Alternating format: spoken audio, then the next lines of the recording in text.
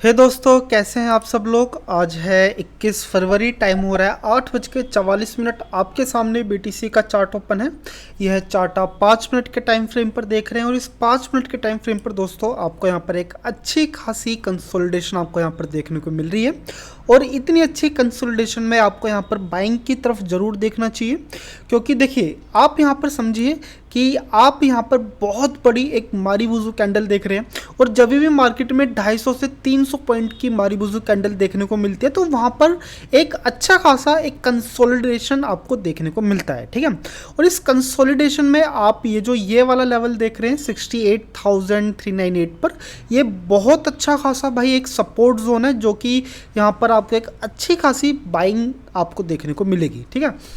तो अगर मैं यहाँ पे परचेजिंग की बात करूँ तो जैसे ही ये कैंडल अपने प्रीवियस कैंडल को ब्रेक डाउन दे देगी तो वैसे ही हम यहाँ पर एक ट्रेड एग्जीक्यूट करेंगे। और यहाँ पर हमें एसएल थोड़ा सा बड़ा रखने की ज़रूरत है, क्योंकि ओके ठीक है, हमें यहाँ पर एसएल करीबन नहीं तो यहाँ पर रखना पड़ेगा 68,400 पर। लेकिन यहाँ पर सबसे बड़ी समस्या क्या है? सबसे बड़ी समस्या है इसकी प्रीवियस कैंडल की क्लोजिंग, ठीक है। अगर देखो, अगर प्रीवियस कैंडल पे यहाँ पर आपको एक स्पाइक नहीं देखने को मिलती और इसके बदले में आपको कुछ इस तरह के एक स्ट्रॉन्ग कैंडल देखने को मिलता, तो हमें बहुत अच्छा खासा इंडिकेशन मिलता कि भाई हम यहाँ पर बाइंग कर लेते हैं, ठीक है। वैसे देखा जाए तो बाइंग की अपॉर्चुनिटी तो अभी भी है। यहाँ पर बाइंग की अपॉर्चुनिटी कब तक रहेगी? जब तक आप ये वाला जो लेवल है, जब तक इसका ब्रेकडाउन नहीं हो जाता तब तक आपको यहाँ पर बाइंग के बारे में ही सोचना चाहिए, ठीक है।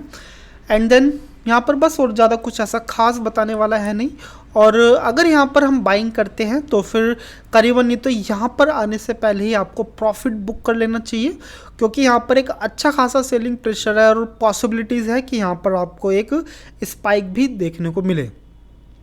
तो चलिए दोस्तों, जैसे ही कुछ यहाँ पर एक अच्छा खासा चीज़ें बनती है, मुझे यहाँ पर खरीदने का कुछ मौका मिलता है तो मैं आपको इन्फॉर्म करता हूँ। तो चलिए दोस्तों, यहाँ पर इसका ब्रेकडाउन हो चुका है। तो यहाँ पर मैंने एक ट्रेड भी एग्जीक्यूट कर चुका हूँ और एसएल एसएल बहुत लंबा रखने की मुझे यहाँ पर ज़रूरत नहीं है, जस्ट इसी कैंडल पे रखने की ज़रूरत है, ठीक है। देखो, मैंने यहाँ पर एसएल यहाँ पर क्यों नहीं रखा, यहाँ पर ही क्यों रखा है, क्योंकि अगर यहाँ पर मार्केट को ऊपर जाना होगा तो इतना लंबा स्पाइक नहीं होनी चाहिए, ठीक है। अगर यहाँ पर इसकी इतनी लंबी स्पाइक आपको देखने को मिलती है तो आप मान के चलिए कि यहाँ पर सेलिंग शुरू हो चुकी है। तो इसलिए मुझे यहाँ पर यानी कि 68,397 पर एसएल रखने की ज़रूरत नहीं है, जस्ट यहीं पर ये एसएल रख करके मेरा काम यहाँ पर हो चुका है, ठीक है। तो ठीक है, देखो अभी कैंडल की क्लोजिंग में बहुत अच्छा खासा टाइम है, 1.5 मिनट के आसपास बचे हुए हैं। तो मैं चाह कर के भी मैं यहाँ पर एसएल मैं अपना नहीं हटा सकता, ठीक है, क्योंकि नेक्स्ट कैंडल भी शुरू होनी है और नेक्स्ट कैंडल जब शुरू होगी तो उसके लिए मुझे एक अच्छा खासा स्पेस चाहिए। तो मैं नेक्स्ट कैंडल में भी अपना एसएल में रिमूव नहीं कर पाऊंगा, ठीक है। तो लेकिन जो कि मैं आपको कह चुका हूँ कि भाई करीबन यहाँ पर आने से पहले ही मुझे यहाँ पर अपना प्रॉफिट कुछ ना कुछ मुझे यहाँ पर बुक करना है, अगर मार्केट यहाँ तक पहुँचता है तो, ठीक है। क्योंकि यहाँ पर बहुत ज़्यादा पॉसिबिलिटीज़ है कि यहाँ पर एक अच्छा खासा सेलिंग प्रेशर आपको देखने को मिलेगा, ठीक है। तो लो जी, जस्ट आपसे बात करते करते प्रॉफिट $162 हो चुका है।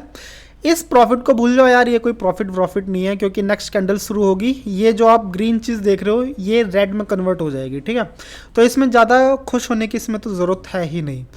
इंपॉर्टेंट ये है कि भाई ये कैंडल की क्लोजिंग हमें किस तरह से देखने को मिलती है, ठीक है।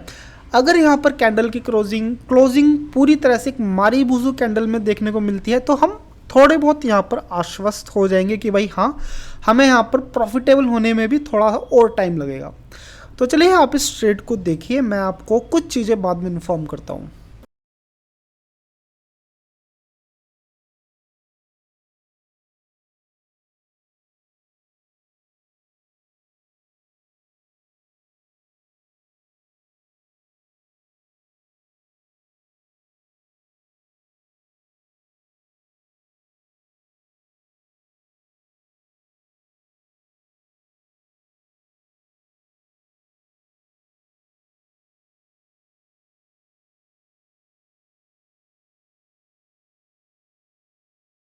तो ये दोस्तों इस कैंडल की क्लोजिंग करीबन नहीं तो 2.5 मिनट के आसपास है और अभी कुछ ज़्यादा खास चीज़ें हुई नहीं है। तो चलिए सबसे पहले अपने इस ट्रेड को मैं यहाँ पर न्यूट्रल करता हूँ।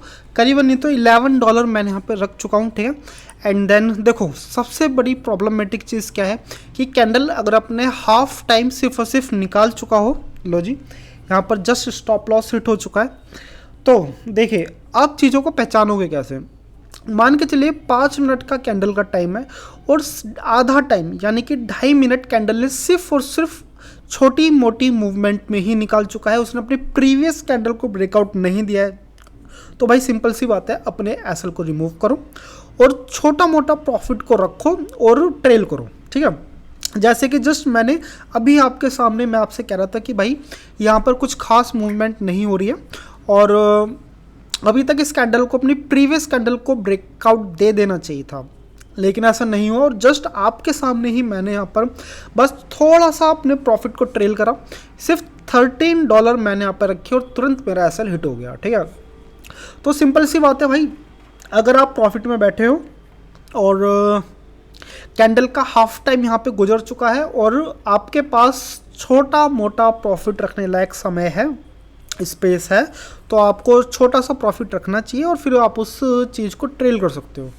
तो फिर आप बताइए आपको वीडियो कैसी लग रही है, आप मुझे कमेंट करके बताइए। और अगर आपने यहाँ तक वीडियो देखी है तो आपके लिए बहुत बहुत साधुवाद। चलिए मिलते हैं कल आपसे अब।